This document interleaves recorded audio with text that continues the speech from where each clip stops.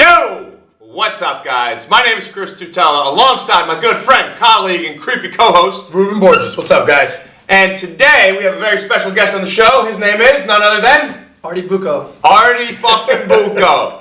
Arty, welcome to TTS Talk, episode number 52. We did it. Nice. Got to 52. Yeah. We were going to do these weekly. We didn't, but we were pretty consistent for quite a while. But we finally made it to 52. So, Arty, special guest on the show, man. Yeah. So, Arty, how long have you been training with us now, dude? Probably around a little over a year. Okay, about a year. Holy shit, it's been that long already? Those were before Christmas, I remember. Okay, so you've been with us for about a year. Now, let me ask you this, because when you came to us, you're already pretty jacked. You already had a pretty good build. You got decent muscle. It's not like you have a ton of fat on you. What made you decide to come here? I would just go to the gym and kind of do the same motions. I'll do chest, back, triceps. I would find different workouts online, but not really ever, like I was always in and out, never really had a great workout partner or regimen, so I was always kind of just doing what I learned throughout the years. I've been working out for probably 12, 15 years. Yeah. But like I said, I never really had any kind of routine where it was like, very, very strict and regimented. So I just think working out here, it just like gives me schedule. It gives me, every week we have a different, every 4 weeks we have a different workout. We have 4 different workouts per week. And I just think that's like a huge plus. Plus, the atmosphere and whatnot. Sure. Just really gives it an extra motivation, I feel like. I don't want to miss a class and then I'm like, I missed out on like Monday. You get major FOMO, right? Yeah, if you're going to miss a session, you feel like you're missing out. Besides like the actual training session, you get the guys in here that are training alongside you. So aside from that, like what are some of the differences that you've noticed since you've been training here that maybe you weren't doing on your own, or the way you feel, the way you look? What are some of the changes? I definitely knew the motions, but I always wasn't doing everything right, first of all. There's a lot of different things I picked up on. Sure. That I seen other people doing, but it was actually the wrong thing. Right. Like keeping your head up when you do a deadlift and things like that. So I think just little tips that you and Ruben obviously taught me, and also eating better, learning the different things to eat and not to eat. Right. Through the nutrition consultation. Nice. And it definitely been working, because I lost about at least 10 pounds from when I started. Did you? Okay. Nice. All right. You tightened up a little bit. You got some abs coming through now? Yeah, not there yet, 100%. Okay. Yeah. We're closing in on it. I got a question. From you previously, before with us and then now, what is like a particular movement do you find yourself doing that maybe you've either never done before or you just never did as much, but you do so much now and it helps? Definitely RDLs. Was like, I would always do deadlifts, but most of the time I'd be like bending my knees and dropping the weight all the way to the floor, as opposed to doing it like we usually do. More like a squat rather than a hinge, you mean? Okay. Yeah. Because I noticed you would ask me a lot about the hip hinge. Yeah, that's the hip hinge is the one thing where I feel like when I first started, I'm like, what is this? Heck? And now I'm like pretty well versed in the movement. Yeah, now your glutes are well developed. Right. Yeah. Filling out your jeans a little bit more. Big plus. Around the first 2 months, you really wanted to fine-tune that out. And it was trouble at first. I told you, it's going to be hard at the beginning. You got to kind of get used to it, get in the rhythm first, get your motor control going, and now, you love it now. Yeah, especially, exactly. You built a foundation. So I always notice that when people come with us, I think that's always like the one movement that they find themselves that they lacked. If they have trained like you previously, they never hip hinged as much. I was doing it pretty much all wrong, I feel like. Most of the time, I was doing all legs, like bending, and I was like, I wasn't really using the a lot of people turn into knee dominant rather than hip dominant. That's what I was doing for sure. Yeah. And I was doing weight, but like I said, I could do so much more now that I'm actually doing it correctly. Yeah, and do it like. And it feels like I'm doing the movement better rather than my back killing me. Do you get people asking you like, dude, you're already in great shape, you're pretty lean, you got a lot of muscle, like why are you training there? When you can pay $10 a month. Yeah, I have a couple friends that are like, oh, why are you paying so much? And is it worth it? And I just tell them like, look, I can pay $20 a month and kind of go through the motions and not have a workout partner, not have a spotter, not have a coach if I'm doing something wrong. Right. But to me, I mean, I feel great. Like I said, I lost about 10 pounds from what I was before, and I just think of the benefit of having a whole class of peers cheering you on, or it's kind of like a little group that I do 6:30 most of the time, so it's like our little group we have where everyone kind of helps each other out, and Right. I think that makes a world of difference. You can't really put a cost on that. I feel like no doubt, man. And I always say, like, outside of the experience that you get here too, it's like, well, if your car breaks down, are you going to try to fix it yourself? Like, are you going to go under the hood and start trying to pull shit out? And I'm sure as hell not, right? Like, I'm going to change a tire. I can't change it. Right. Like, I'm going to go to a mechanic and let them do it, right? And the same thing with my taxes. Like, I'm not trying to do this shit myself. I want to go to an accountant and make sure it's done correctly,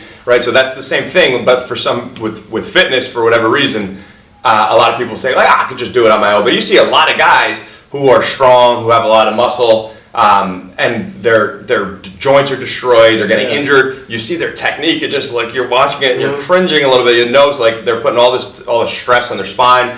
And that's where I think that stigma of strength training is going to get you hurt. That's where that comes from, right? Because either you got the side of the spectrum where it's competitive power lifters who know what they're doing, but they understand like it comes with the territory. Like you might get injured trying to push these numbers, or you get the other side where it's like, maybe these guys have great genetics, maybe they're on some drugs, they got a decent amount of muscle, and now like they're training, but they don't really know what they're doing, and then you get wear and tear on the joints, and all of a sudden shoulder surgery, injuries, ruptures, lumbar spine issues, you name it, these things occur. Yeah, just because you look a certain way doesn't mean you know what you're doing. Exactly, right, and the reason I wanted to bring that up too is because I think that generally speaking, people will see guys or girls who might look like they're in great shape, and they'll ask them for their advice, but just because you look a certain way doesn't necessarily mean you know what you're talking about, right? And how to do things the right way. Yeah. You know what I mean? Yeah, definitely. You said something interesting, Arty, because you were like, oh, why do you do that? But then you named multiple things that are included what we're doing. You're like, well, listen, I either could not have a training partner, get a training partner here. I have a spotter here. I have a coach here. I have programs written for me here. Like, all that in one, I mean, when you think about it, put it together, that's a lot. I mean, Right. That's a lot that you're doing community, here. and the community too, like you so mentioned. much rather than going, by yourself. You would have to look up stuff to look up movements, and then you got to look up how to do it. And you're not sure if you're doing it right. Where no one's watching you and saying, no one's watching you. You're not doing that right. Or... Everything is taken care of here in the sense of like, you got your training partner, you got your friends with you, you got a spotter here, you have a coach to make sure you're doing it right. And I think obviously with best of all too, you have a great training program here that it's with a rhyme and a reason, not just throwing weights together, throwing exercise together. Yeah, I usually tell people it's like personal training in a group atmosphere. Yep. So it's almost like almost one-on-one. Yep. And if you go to the gym and do that, that's like $150 a session, right? That's what I So tell I people feel all the like time. it's It's like a you're no-brainer. getting there's a huge steal, especially with what you're getting, as a whole here at TTS. Like 12 classes a month. right, Yeah. right, top to bottom, and just the quality of training that you're going to get, is it's a different thing, for a lot less. But that's great, man. So you lost 10 pounds of fat. What else has changed for you in regards to training? Definitely my diet. Before, I know I'm getting a little older, so my metabolism is getting slower and slower. I used to be able to eat whatever I want, and I would look great. But now I really have to focus on eating the good proteins and fats and whatnot. Right. I think that's the main thing that I have to kind of change, and that I was lacking in my previous before I started here. Yeah, I don't think you ate a vegetable in like 6 years before you came here. No, now I'm doing the athletic greens, and I'm definitely trying to maintain what I am now, and then I want to try and lose another 5 to 10 pounds for the wedding in May. That's right, yeah. That's Coming up the way too for the goal. wedding, right? Yeah. So where are we going again? Aruba. Nice. Yeah, you got Ruben and I invited. Sleeveless. We're just trying to get a trip to Aruba, guys. No, I'm just kidding. It's, your fiance, she trains here as well. Yep. And what's her progress been like? She was somebody who kind of was afraid of weight training, right? Yeah, I mean, she had like a one-on-one trainer before, and she would see a lot of progress, but then she would kind of fall off. Right. When she was coming here, she was coming 3 days a week, and she saw huge leaps and bounds just from 1 to 2 months. Right. I think she was doing some stuff that wasn't 100% correct as far as movements and patterns, but she saw a huge increase in strength. Yeah, she had genetically, where she just started training, you saw like in 3 weeks, I was like, geez, Lord, like, you know, she was making some strength gains and everything, and her body composition was changing. That's another thing that'll happen, especially with a lot of ladies. They'll come in for, you know, the first time trained ever, and it's always fun because when you're first time you're training, you get to see all these gains come, whether it be muscular or strength gains. And she has good genes too, so I think she gets it like real quick, like, as far as like the weights and whatnot. Yeah. Now, so you said you were kind of just, when you were training on your own, what did your training program actually look like? You know, just as a whole, like generally speaking, what is it like? Chest and back? Usually, back and buys, chest and triceps. I did a couple of different things, but I would usually do, like you said, chest. I would do chest and back, shoulders and legs, and then like arms, and I would do that like, you know, 3 to 4 times a week. Okay. Were you just getting workouts out of like muscle bodybuilding magazines? Yeah. I was following Jim Stepani for a while. Okay. But yeah, different things I would see on bodybuilding.com. But Jim Stepani was one of the ones that I definitely would try and follow his. Got it. Sometimes his were so long, I'd be in the gym for like an hour and a half, 2 hours. And I'm like, I can't do this. It's like taking too much time. Yeah, and it's very difficult to recover too, like for the natural lifter too, like when you have that type of training volume, you're beating the shit out of your joints. What happens is you end up frying out, your immune system starts to suffer, you start to get sick often, your joints are beat up. So like training with that type of volume for that long, like I did the same thing in the early days. You know, I've told the story a million times, but just following Triple H's workout when I was like 17. I used to go and it was like every exercise that he had in that book for chest. That was my chest day, and I was in there for 3 hours. I couldn't move for like 7 days afterwards. But it was. My workout would be whatever magazine I found recently in the store that had a guy jacked up in it. I'd open a page, see what a chest day looked like, do that, and there was something that says in my mind now, but yeah, those were brutal days. Those were I did The Rock when The Rock came out with not Hercules, dude. Oh, I did that. Actually, a lot of people reached out to me on that one. Oh, really? Was there a routine? It was like 1,000 calf raises here. And it was one of those things. I think they came out like, you'll look like him in 8 weeks. Or something. You know what I'm talking about? It took me 2 hours just to do 1,000 calf raises. It was just train my calves in 2 hours. And like I think a lot of people were like doing it. I'm like, and by the way, I'm sure that's not his actual training program. No, anyway, he has a strength coach and everything, and gives him program. He does lunges. He's doing like things like that. People were in the gym. I did the first week. I was like, I can't do this anymore. Now you referred a lot of other people over here as well. Like for you were like one of the key guys making referral every month. What was like the main thing that made you want to refer people over here and say like, hey, then help us spread the word about what we're doing over here? Well, I just felt like a lot of my friends were kind of doing the same thing that I was doing. Right. Kind of like going through the motions and been doing the same thing for 10 years and not seeing any kind of progress. It's like something's not working right, you know what I mean? Right. Like, it can definitely be better. Arty's like, bro, do you know an RDL? You need to start RDL, bro. I try and tell everyone that I know that works out, I'm like, this is a great program. It can be a little expensive, but it's your health. You can't put a price on your health and on your body. And more people pay more money in coffee than the cost of this training facility. You know what I mean? And people that I did refer, they love it. You know, John. John's killing it. I'm trying to get Joe's brother back in, but I'm working on. He likes to sleep. He likes to sleep. He likes to sleep. Yeah. Awesome, man. But, well, go ahead. No, I was just saying, I mean, that's what makes our job of doing this so much fun, because it's helping others, you know, because we did it too. We were training 5 days a week. I think my week consisted of chest, back, shoulders, arms, and then I think another back. Skip legs.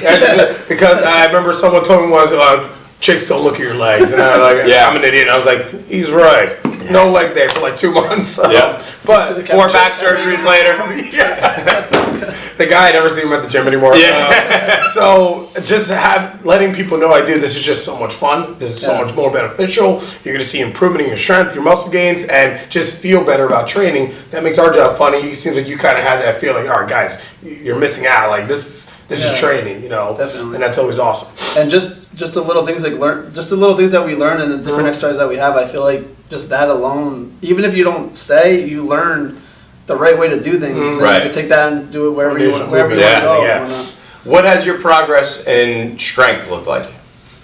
I definitely You got a couple records. Yeah, that little record there. Yeah. definitely been getting stronger for sure. I know when I first did the deadlift, I think I got like 360 370 or something, 360. Yeah. Okay. I think I did 415 now. 415. Yeah. 415, Five smoked rep it like a max, cigarette. And not only did I did Huge. 415, but I did 405 5 You times did before that, yeah. did We were like, you want to go for it? It was like, all right, we'll take a break. I And we couldn't went. let Tiago beat me on Yeah. Ah, that. If you think I do 4 or 5, I'm like, I gotta do 415 now You too. did. Like, Yep. but no, I definitely seen a lot of progression in strength. Not only with legs, but chest, shoulders, back, Yeah. everything. And I could see the difference. Like when I first started, Yeah. like just the way my body looks from now, it's like definitely a huge change. That's awesome. You Yeah. more muscle, you mean? Definitely, yeah. Okay, and Yeah. less fat. Obviously, you're 10 pounds lighter, and you feel Yeah. like you're Yeah, that body bigger. composition definitely changed. Yeah, yeah. That's and, awesome. and, and when I first came, like that was kind of like at my worst point Uh-huh. as far as like consistently training at the gym. Right. So I definitely had like a little bit of a Little pouch. Yeah, a little pouch. Gotcha. going on. Yeah. I was close to almost like 200 pounds. Now I'm like around 185. Oh, Okay. wow. So Yeah. I'm trying to get to 180 is like my ideal. Okay, for the wedding. Yeah, for the wedding. Okay, well, we got a couple months, so we Yeah. got some time. That's totally doable. Yeah. Yeah, awesome, man.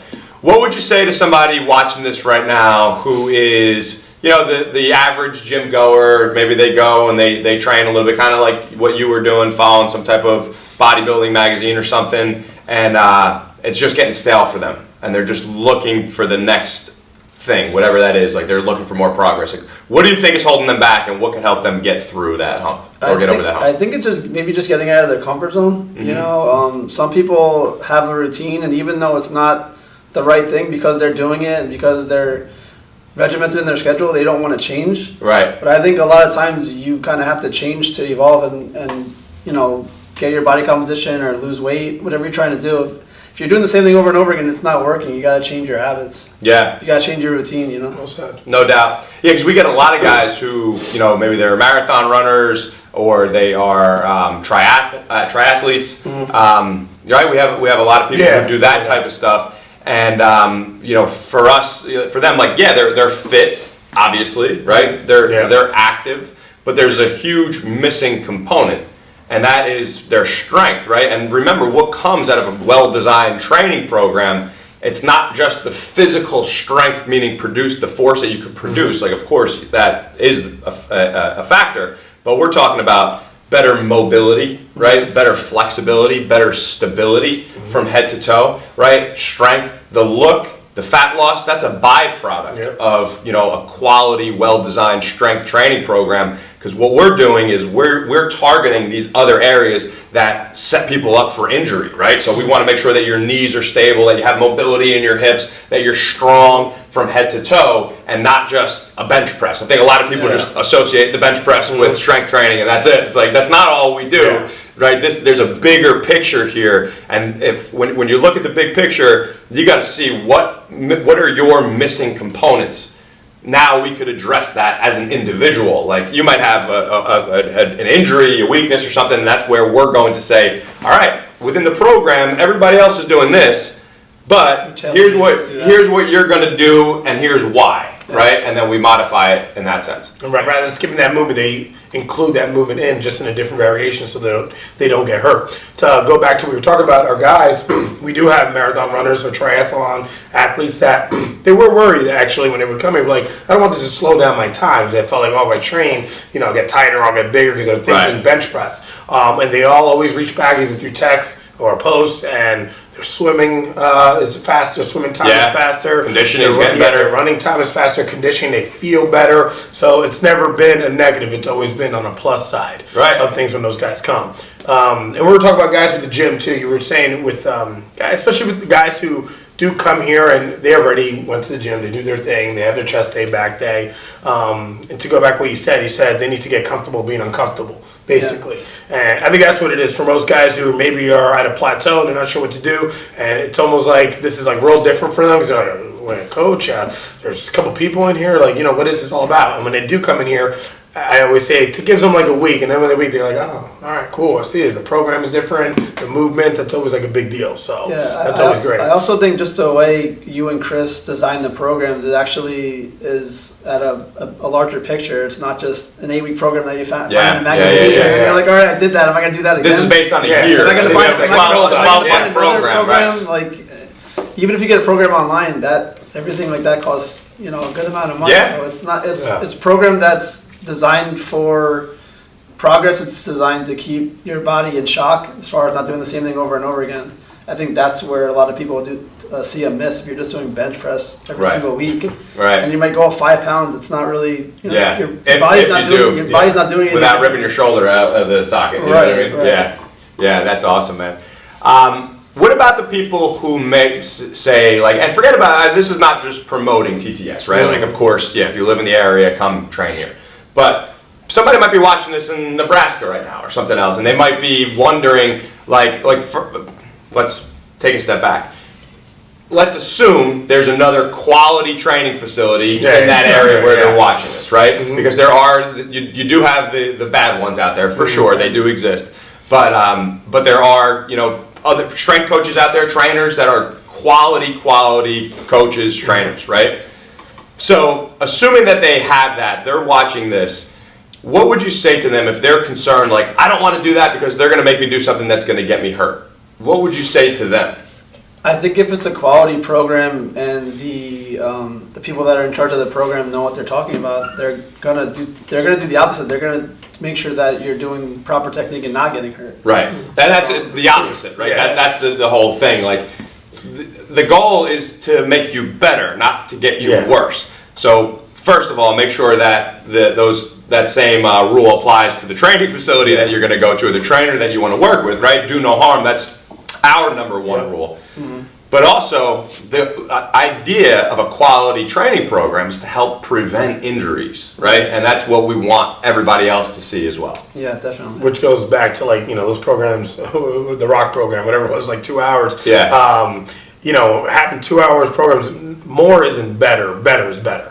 So, you're getting a quality 55-minute session, 1 hour session. That's going to get the work that you need to make you feel better, not just going to 2 hours or whatever it is, and then feeling horrible, like you shouldn't be leaving. You can't walk until you leave or something. That's a good segue into this, though, as far as programming goes, because we have a lot of guys like yourself who is used to training with high volume, and when they first come here, before they actually train, they'll look at a program being like, that's it. It's only 1, 2, 3, 4, 5 exercises. That's 12 sets. Like, I think that's when I first saw it. I'm like, that's not that much. You're like, I start actually doing it with the super setting, and it's like, and the tri-sets and the quad sets. Oh, they're like, holy smokes. It's crazy. But even aside from, like, the goal is not to make you feel like you got hit by a Mack truck. It's to get you better, right? And that's the ultimate thing. Like, what are we doing? Minimal effective dose. You got a job, right? This training is not your life. Now, if you're training for the CrossFit Games, you're going to have to up your volume, right? Like, that's something that's completely different.